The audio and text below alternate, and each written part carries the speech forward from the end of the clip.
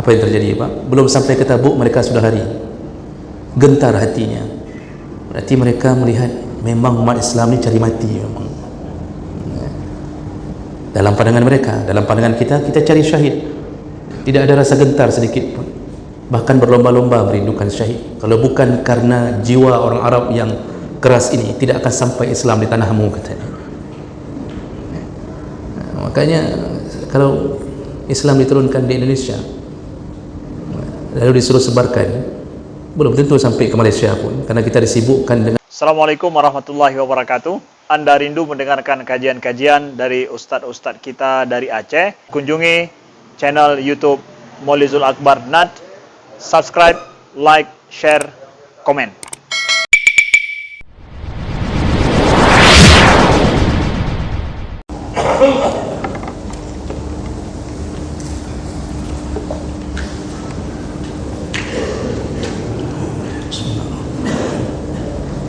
Assalamualaikum warahmatullahi wabarakatuh.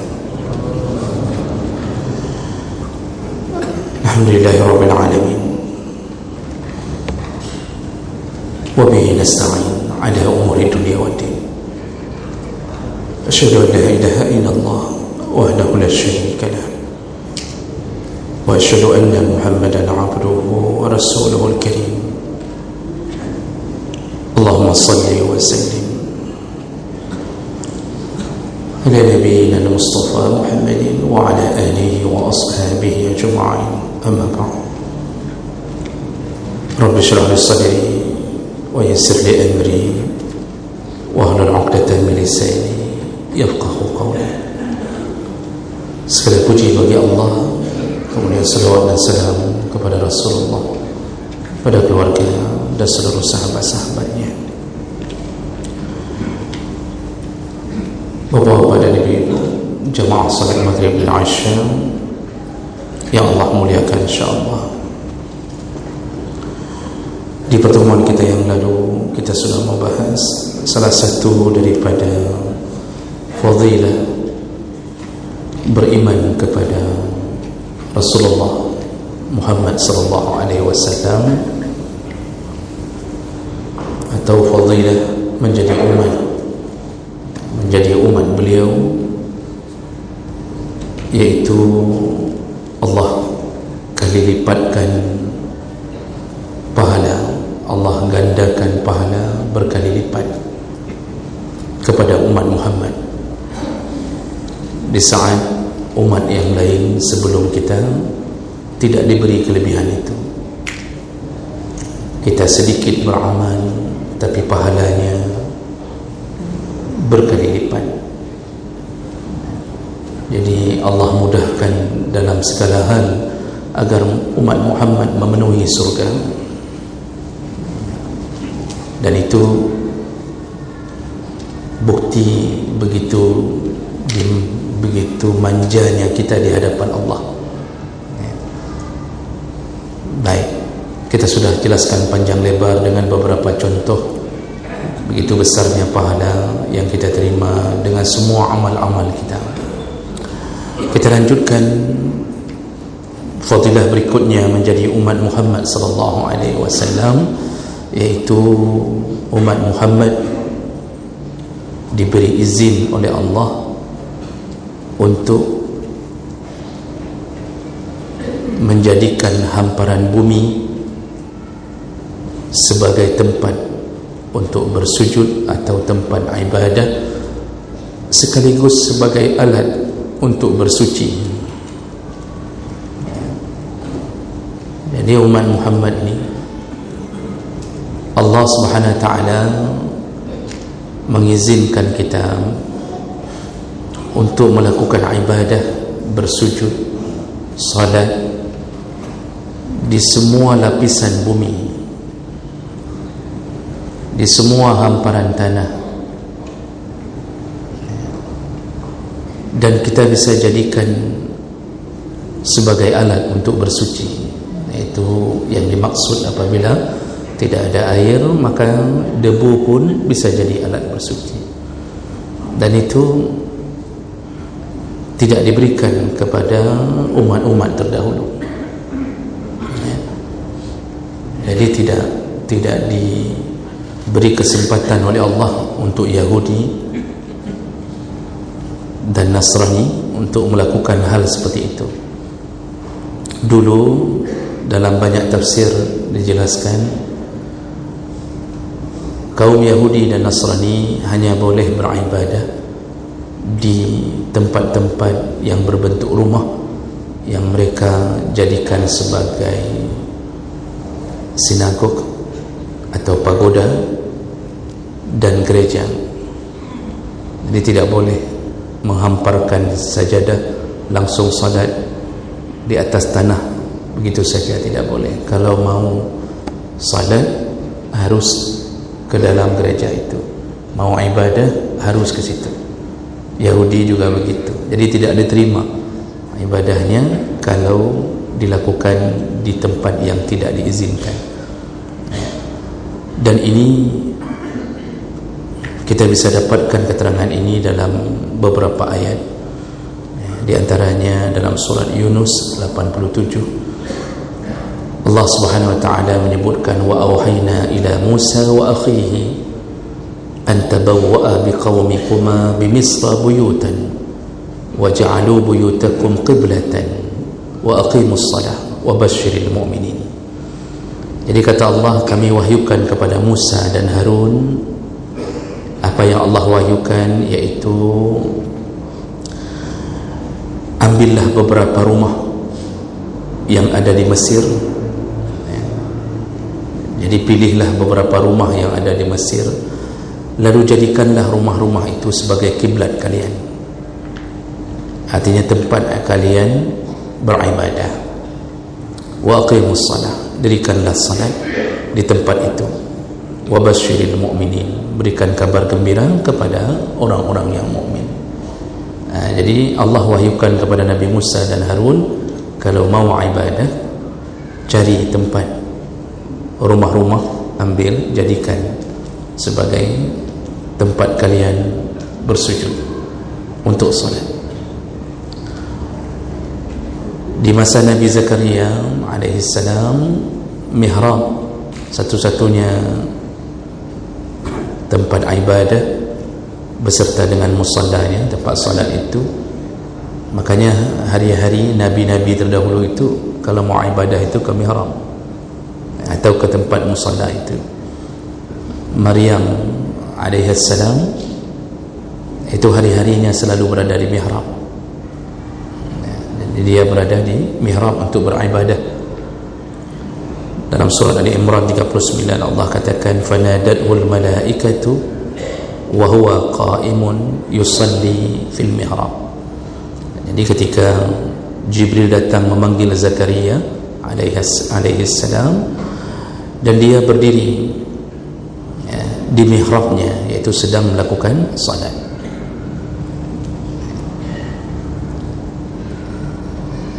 Maryam selalu hari-hari di mihrab, ada tempat khusus baginya untuk beribadah.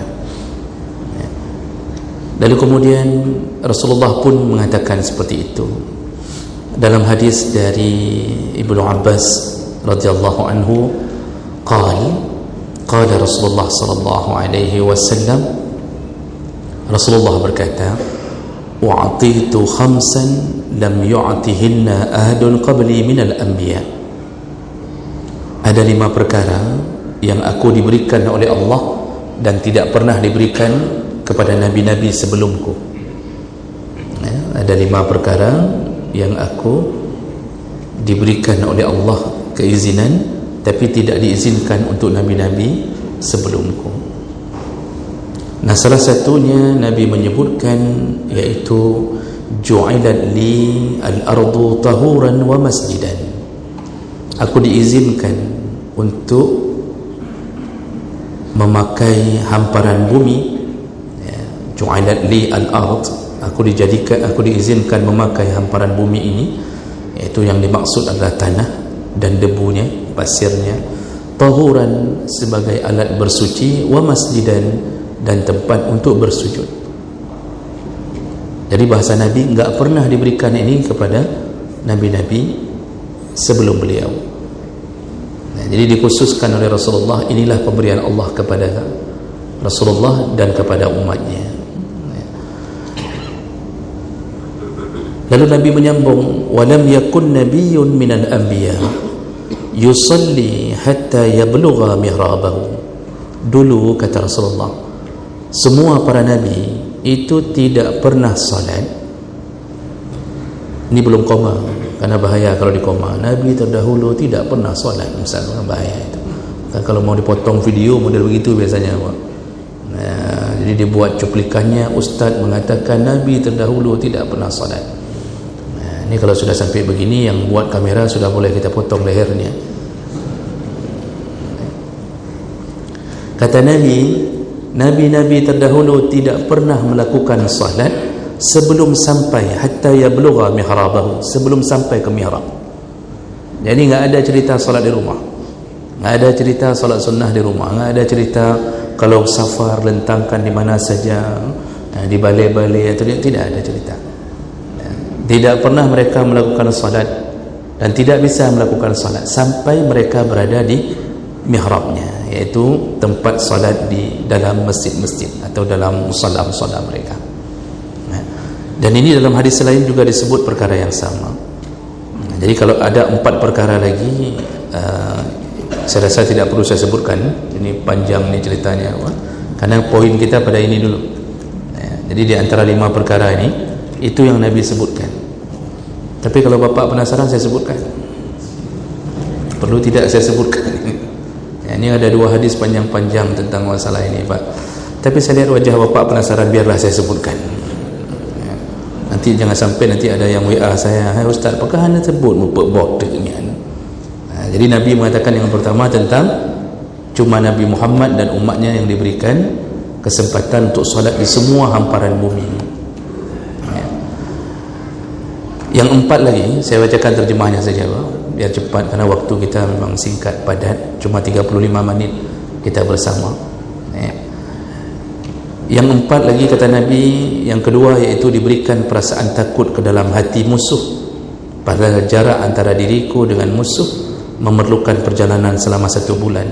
Allah tumbuhkan rasa takut di hati mereka. Maksudnya ketika Nabi hidup, sering musuh-musuh Nabi dalam peperangan-peperangan besar, termasuk salah satu contohnya perang Badar, itu Allah berikan rasa takut. Jadi begitu mudahnya mereka mengalami rasa takut, bahkan sebelum datangnya Nabi SAW. Dalam perang Badar memang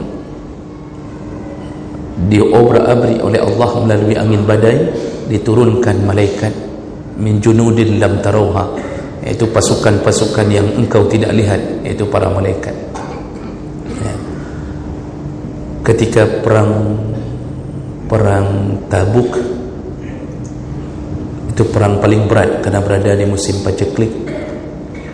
Pasukan Romawi sudah nunggu di Tabuk. Rasulullah menggalang pasukan karena berada di musim sulit, masa kekeringan. Sampai Rasulullah mengatakan, yang mau mengorbankan hartanya untuk senjata, untuk kuda, untuk makan, kujamin surga, kata Rasulullah. Langsung Utsman bin Affan mengeluarkan miliaran untuk pasukan perang, ditambah lagi oleh Abdul Rahman bin Auf. Jadi orang-orang kaya di masa sahabat miliaran untuk memberi perbekalan kepada pasukan perang. Jadi pasukan Romawi itu jarak antara Madinah dengan tempat yang ditunggu oleh pasukan Romawi sekitar 700, dalam sirah Nabawiyah disebut sekitar 700 kilo. 700 kilo dari sini ke mana, Pak? Ke Perunggukuh, Banda Aceh, Medan, ya sekitar itulah. Tapi jalannya bukan dengan bus, dengan unta, dengan kuda, melewati bukan aspal, pegunungan, pasir, berbatuan. Pasukan Romawi dengar kabar, karena kan ada sistem mengirim kurir untuk mengetahui berita. Begitu mereka dengar kabar bahwa pasukan Nabi bergerak dengan jumlah yang besar di tengah musim kering, tidak, susah sekali, betul-betul harus dipenuhi dengan kesabaran.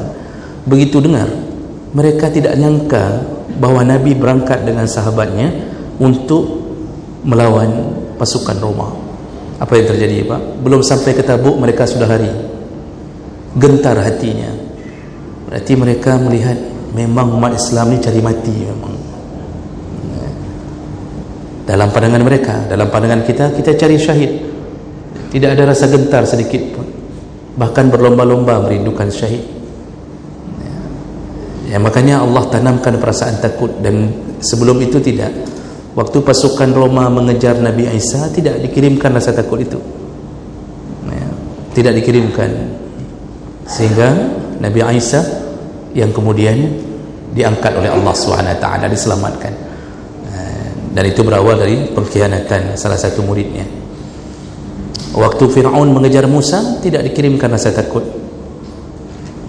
Bahkan Bani Israel yang ragu-ragu bertanya ke Nabi Musa di ujung pantai, apa lagi ni? Kuda pasukan Fir'aun sudah nampak. Apa yang harus kita lakukan?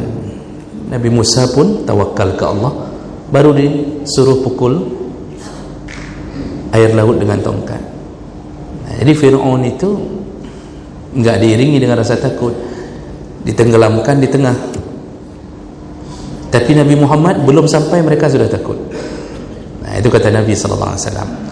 Yang ketiga, Nabi terdahulu hanya diutus untuk sukunya saja, sedangkan aku diutus pada manusia dan jin. Jadi wa ma arsalnaka illa rahmatan lil alamin. Kami utus engkau menjadi rahmat bagi seluruh alam. Jadi bukan hanya manusia, jin, seluruhnya rahmat dengan datangnya Nabi. Pepohonan pun berbahagia. Kambing-kambing yang dulu disembelih suka-suka mereka orang jahiliyah, dipukul macam model, baru dimakan. Begitu datang Islam, rahmat. Maka diutus Nabi ini ke seluruh alam. Ada orang hari ini yang melecehkan perjuangan para sahabat, sehingga agak sedikit merasa alergi kalau mendengar Arab. Jadi kalau mendengar perjuangan orang Arab, pakaian Arab, segala macam itu, ada bahasa-bahasa sindiran, kan? Lihat kita bergaya seperti orang Arab, kemudian ada jenggot sedikit, kita pakai gamis segala macam. Itu dah mulai itu disindir sana, sindir sini. Jadi ada kesan melecehkan perjuangan Arab, dan itu pernah digambarkan ketika pertemuan salah seorang yang dihormati di Indonesia bertemu dengan Rektor Al-Azhar, Syekh Ahmad Tayyib. Jadi mulai membahasakan Islam di Indonesia, Islam Nusantara.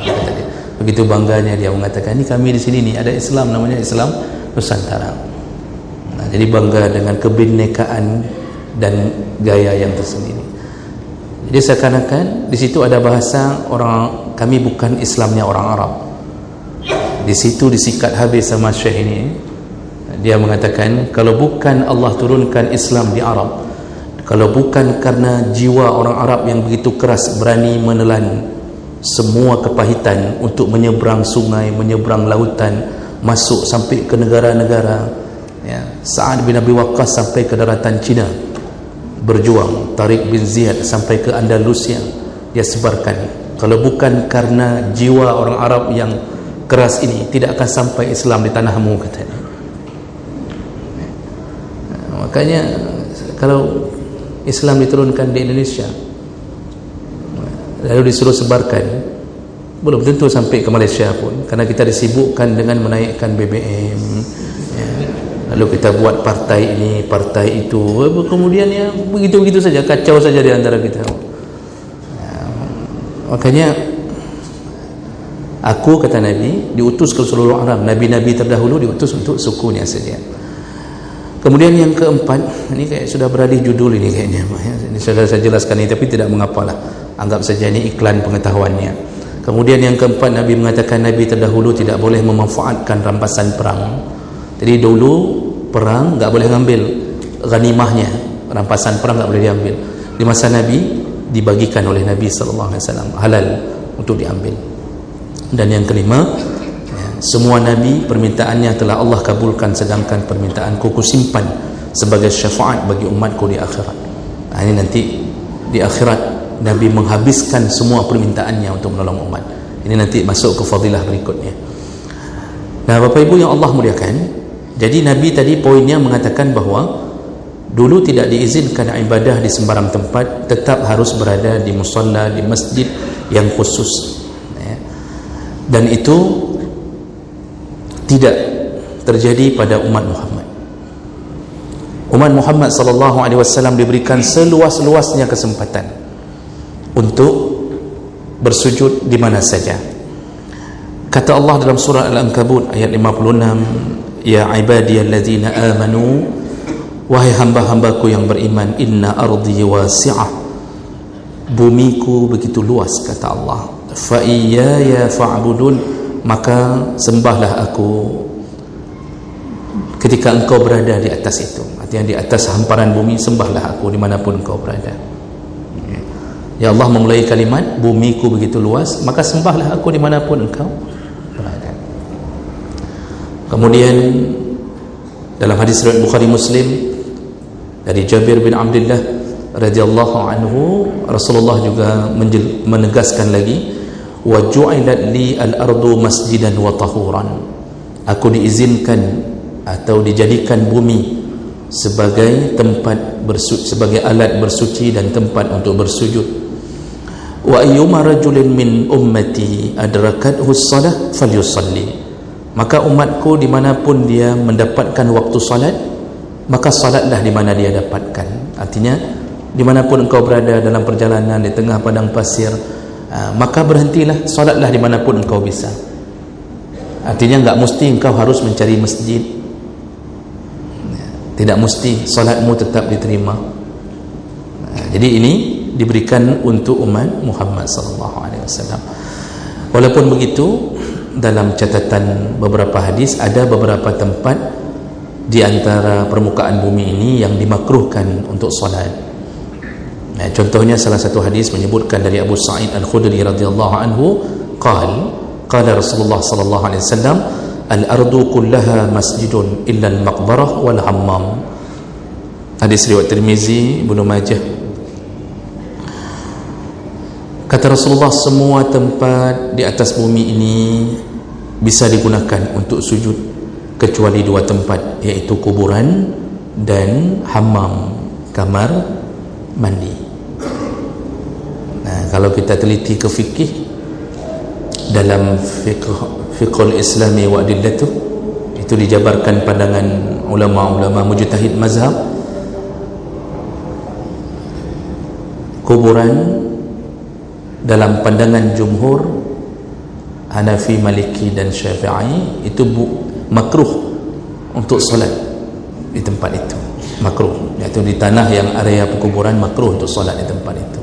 Tapi mazhab Hambali langsung mengatakan haram. Kalau mazhab Hambali langsung haram, enggak sah solat. Mazhab lain mengatakan makruh, Hanafi mengatakan makruh litahrim, jangan solat di tempat itu, tapi hukumnya masih makruh. Mazhab Syafi'i juga tidak baik solat di tempat itu. Makanya kalau kita mendengarkan ada fatwa atau ada pandangan mengatakan enggak boleh solat di masjid yang ada kuburannya, di masjid yang ada kuburan atau dalam area masjid, di dalam masjid itu duluan ada kuburan lalu dijadikan masjid, dalam pandangan mazhab Hambali haram langsung. Mazhab lain mengatakan makruh, tidak baik solat di situ. Tapi kalau kuburannya berada di luar masjid, tidak masuk dalam area masjid, maka kebanyakan masih mengatakan boleh, karena biasanya ada kuburan berada di samping masjid, artinya tidak berhubungan langsung dengan masjid. Banyak juga ulama yang mengatakan masih boleh karena tidak ada hubungannya. Kuburan Nabi SAW di samping masjid, di depan mihrab, jadi otomatis kan kita salat dekat dengan kuburan Nabi, di depan area mihrab itu kuburan Nabi dan Umar dan Abu Bakar. Hammam, kamar mandi, itu juga makruh Jadi kalau masuk dalam pembahasan fikih dimasukkan ke dalam tempat-tempat yang makruh untuk melakukan salat. Hammam itu, yang makruh itu, yang disebut hammam dalam bahasa Arab itu tempat pemandian. Tempat pemandian, karena dulu gaya orang Arab itu ada tempat pemandian umum. Jadi yang tempat laki ada tempat pemandian umum, nanti ada bak besar, mandi ramai-ramai di situ. Itu gaya orang terdahulu. Maka dalam kitab-kitab disebut hammam itu tempat pemandian umum. Lalu karena luasnya tempat itu, lalu kita salat di tempat pemandian itu. Tidak ada WC di dalamnya. Kalau yang ada WC kadang-kadang disebut dalam bahasa Arab mirhat atau baitul khala. Jadi WC dulu terpisah dengan tempat mandi. Kita hari ini yang sudah menghormati WC sehingga kita mulai menempelkan WC ke dalam kamar mandi. Dulu tidak. Tempat pemandian terpisah. Kalau ke WC itu ya ke tengah padang pasir, begitu. Nah, kemudian kita menjadikan WC semakin dekat dengan kehidupan kita. Dulu Nabi ke WC, beliau ke tengah padang pasir, baru ditancap batang kurma, beberapa daun batang kurma untuk menutupi area beliau untuk buang hajat. Begitu dalam hadis disebutkan. Jadi enggak ada WC dalam rumah atau dekat dengan rumah, tidak ada. Nah, kemudian bertahun-tahun berikutnya mulai WC mendekat ke rumah. Dulu kita waktu kecil-kecil tahun 80-an kan WC di belakang rumah, kan enggak dalam rumah. Jadi orang kalau mau ke WC itu bawa ember, bawa ember ke belakang. Kan begitu gaya kita tahun 80-an, 70-an. Yang muda-muda ini mungkin enggak tahu gaya itu. Kemudian tahun-tahun 2000-an itu sudah mulai itu WC sudah masuk. Tahun 90-an WC masuk ke dalam rumah tapi masih berada di dapur. Jadi sambil masak terdengar orang yang juga ikut masak di dalam WC. Kan semuanya WC-WC gaya rumah tahun 90-an itu di dapur WC-nya, Pak. Enggak ada yang di ruang tamu. Nah, tahun 2000-an tiba-tiba gaya arsitek rumah itu memasukkan WC lebih dekat dengan kehidupan dan lebih terhormat. Sudah berada di ruang tamu, Pak. Tamu datang mau ke WC langsung bersamping.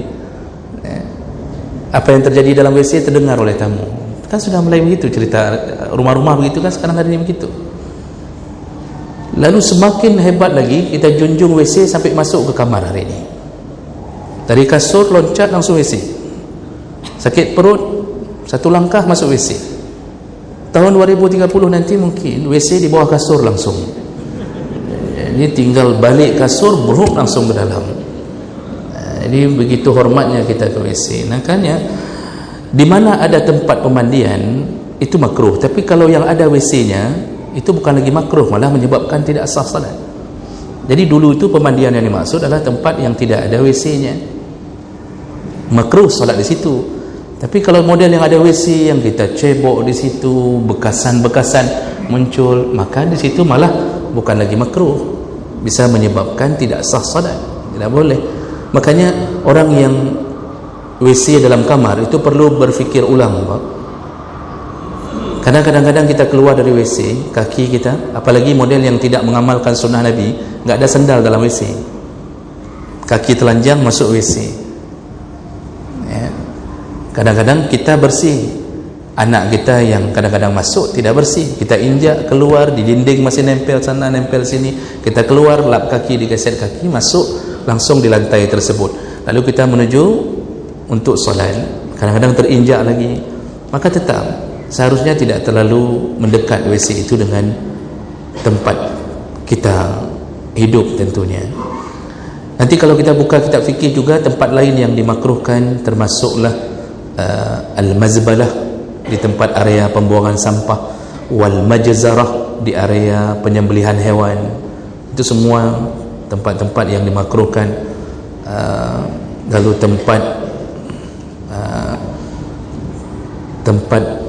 di kandang-kandang hewan, ya. Jadi tempat kandang hewan itu juga tempat-tempat yang makruh. Tapi kalau terkena najisnya tentu berbeda hukumnya. Makruh kalau enggak kena najis, kalau kena najis berbeda hukum. Nah, itu saja yang dilarang, bahagian-bahagian itu yang dilarang, ya. Selain daripada itu silahkan turun, kita pergi ke mana, ke Banda Aceh, turun di Selawah, lalu kemudian kita berhentikan mobil, kita solat di samping jalan tersebut. Selama tempat itu suci, tidak ada keyakinan bahawa ada najis di situ, aman. Nah, itu kelebihan hanya untuk umat Nabi sallallahu alaihi wasallam. Begitu mudahnya kita beribadah. Lalu kemudian Rasulullah juga mengatakan, tadi disebutkan selain kelebihan tempat, juga alat boleh dijadikan alat untuk bersuci. Dalam banyak hadis, salah satunya Rasulullah mengatakan, as-sa'id wudu'ul muslim wa illam yajidil ma'. Debu sa'id itu adalah wudu'nya orang Islam, wudu'nya muslim kalau dia tidak mendapatkan air. Sa'id itu bukan langsung pasirnya, tapi debu yang berada di permukaan pasir, ya. Itu digunakan untuk tayamum sebagai pengganti wudu, dan itu banyak sekali hadis-hadis yang menyatakan tentang dibolehkan melakukan itu. Di saat umat terdahulu enggak boleh, harus air. Sekarang kita diberikan dua alat bersuci, air nomor satu, ya. Dalam semua perihal bersuci, baik mengangkat hadas kecil, mengangkat hadas besar, ketika air tidak ditemukan. Jadi kalau baca fiqh itu, syarat tayamum bukan suka-suka, dia harus melalui syarat-syarat dulu. Yang pertama di antaranya tidak ada air. Itu pun tidak ada setelah dicari. Setelah dicari, di rumah nggak ada air, cari dulu ke rumah tetangga. Tetangga nggak ada air, telepon dulu ke rumah wawak kita tinggal di mana, misal di Panggoi, cari dulu yang di Utun Bayi, ada air enggak di sana? Kalau ada, cari ke sana, hijrah sebentar ke sana, ya. Jadi harus cari dulu. Kira-kira enggak mungkin menjangkau, sudah mati seluruh Lok Semawe, enggak ada tempat lagi, barulah kita diizinkan untuk bertayamum. Jadi jangan kira begitu mati listrik sebentar enggak ada air, di bak enggak ada air, di tetangga penuh air karena sudah ada simpanan, kita enggak ada, langsung kita bilang sama keluarga, udah tayamum aja. Oh, keluar rame-rame, lalu tayamum di tanah, itu bangai namanya, nggak boleh. Jadi harus melalui tahapnya dulu. Nggak ada air. Yang kedua, ada air tetapi tidak boleh kena air. Ada air tapi dokter vonis, nih Pak, Bapak asam urat, nggak boleh kena air. Asam urat hanya kena air. Contoh lah Pak, contoh begitu, saya tidak tahu persis, pokoknya ada penyakit nggak boleh kena air. Kalau dokter sudah vonis nggak boleh kena air, tempat-tempat nggak boleh. Kalau Bapak kena air semakin bertambah, di situ baru boleh tayamum, ya. Kemudian ada air tapi tidak bisa dijangkau. Air ada tapi nggak bisa dijangkau. Bisa jadi tidak ada alat untuk ngambil air. Sumur ada di ladang, ya, tidak harus bertemu kembali setelah itu kan. Ada air di sumur tapi nggak ada alat untuk mengambil air, baru boleh tayamum. Atau ada air tapi tidak bisa diambil karena dijaga oleh binatang buas. Air ada tapi di samping sumur itu yang tidur harimau. Kalau kita ke situ, kita yang jadi air. Di situ baru boleh tayamum. Jadi nggak sembarangan. Orang hari ini sudah mulai sembarangan. Asal pergi umrah, yang terbayang selalu tayamum di punggung kursi pesawat. Padahal syarat tayamum itu sa'idan, harus memakai sa'id, debu. Pesawat memang berdebu, L300 yang berdebu. Asal sudah pergi haji, pergi umrah, selalu asal sudah dipek jara bak kursi, baca dulu fikih. Enggak ada ulama yang membolehkan memakai bekasan tempelan dinding segala macam. Syaratnya ada debu tidak nempel di situ. Pesawat biasanya enggak ada debunya. Kalau kita pergi dengan L300 atau pergi dengan truk pasir, banyak debu. Tapi pesawat enggak. Jadi jangan asal-asalan. Kalau kita masih ada air segelas ini dalam pesawat, pakai, gunakan yang wajib-wajib saja untuk berwudu. Jadi orang hari ini saya lihat agak sembarangan mengamalkan syariat. Dikira boleh sembarangan memakai debu. Di rumah sakit ada pasien, ketika mau salat dia tempel tangannya di dinding rumah sakit. Kalau rumah sakitnya tidak tersertifikasi, bisa jadi berdebu. Tapi kalau model-model rumah sakit yang bonafit, apalagi cat dindingnya cat jotun, itu berminyak begitu, mana ada debunya. Jadi gimana solusinya? Keluarganya bawa debu, taruh dalam nampan, suruh tayamum. Kalau divonis nggak boleh kena air, ini dia yang mewudukkan, dia yang tayamumkan, dia tayamum di atas nampan itu. Jadi nggak bisa sembarangan suka-suka, asal sudah pergi tayamum, asal pergi tayamum. Lihat dulu ada air atau tidak. Bisa jadi ada air, tapi nggak cukup untuk minum. Perbekalan cuma ada 1 gelas. Kalau kita gunakan untuk wudhu, tidak ada untuk minum. Sedangkan minum itu lebih penting, maka boleh bertayamum walaupun ada air, selama kita tahu ini nggak ada air lain nih. Kita untuk sambung hidup dengan 1 air ini, boleh untuk tayamum. Dia boleh angkat hadas besar, boleh angkat hadas kecil, dan juga boleh mengangkat hadas besar. Begitu mulianya umat Muhammad sampai digitukan oleh Allah Subhanahu Wa Taala. Junub, orang berjunub, nggak ada air, betul-betul nggak ada air. Apakah junubnya ketika dia sedang safar lalu berada di tengah padang pasir? Dulu kan pernah terjadi di masa Nabi, pernah terjadi, ada yang sedang berjalan safar jauh, lalu malam harinya dia mimpi basah dan berjunub. Karena dia belum tahu bagaimana cara bertayamum untuk junub, apa yang dia lakukan, Pak? Dia berguling-guling di pasir. Jadi mandinya dengan pasir, Pak, guling-guling. Saya lupa nama sahabat itu dalam hadis. Dia guling-guling di pasir untuk ganti junub. Lalu kemudian pulang ke Madinah, disampaikanlah berita itu, dan Nabi tersenyum mendengarkan sahabat ini berguling-guling untuk mandi junub dengan cara mandi pasir. Lalu Nabi sambil senyum mengatakan, innama yakfika, kata Nabi, cukuplah engkau menepuk di pasir, di debu, lalu basuhlah, sapulah tanganmu dan wajahmu, kata Nabi, tidak perlu berguling-guling di pasir. Ada hadis lain yang menyebutkan ada sahabat terluka, kepalanya terluka, lalu kebetulan pas malam itu dia juga mimpi basah, dan dia sebenarnya nggak boleh kena air di tempat luka di kepalanya ini.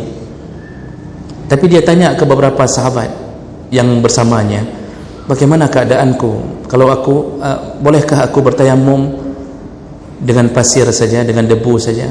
Ini kepala luka berdarah, nggak bisa kena air, takut bertambah parah. Kata sahabat yang mengiringinya, waktu itu tidak ada Nabi bersama mereka, mereka mengatakan nggak boleh, nggak boleh. Kata sahabat, kamu harus mandi. Akhirnya dia maksa diri untuk mandi. Begitu mandi, rupanya betul berefek pada bekas lukanya. Meninggal, Pak. Tidak lama setelah mandi meninggal. Datanglah berita ke Nabi, dipanggillah sahabat yang bersama ini. Apa kata Nabi? Kalian telah membunuhnya, kata Nabi. Seharusnya engkau katakan padanya bahwa dibolehkan untuk bertayamum bagi orang yang sedang berjunub. Jadi mandi besar pun boleh diganti dengan tayamum seandainya syarat-syarat tadi terpenuhi, nggak ada air segala macam. Tapi kalau ada, Pak, tidak boleh. Tayamum itu bukan hukum dasar sebagai alat suci pertama, dia hanya pengganti ketika tidak ada air. Yang tidak boleh cebok dengan pasir, karena itu ada hukum yang berbeda. Kalau cebok itu bersuci, tidak ada air, maka pilihannya gunakan al-ahjar, gunakan batu, gunakan batu. Dan paling bagus ketika batu itu tidak 1, 3 minimal. Bahkan dalam kitab-kitab disebut kalau ada 1 batu 3 segitiga, itu boleh. Tapi ini kalau nggak ada air, maka bapak ibu jangan simpan batu di kamar mandi untuk cebok. Jangan 1 batu digunakan untuk 1 keluarga. Baik, demikian itu kelebihan kita sebagai umat Muhammad sallallahu alaihi wasallam. Subhanakallahumma bihamdik, asyhadu an la ilaha illa anta, astaghfiruka wa atubu ilaik.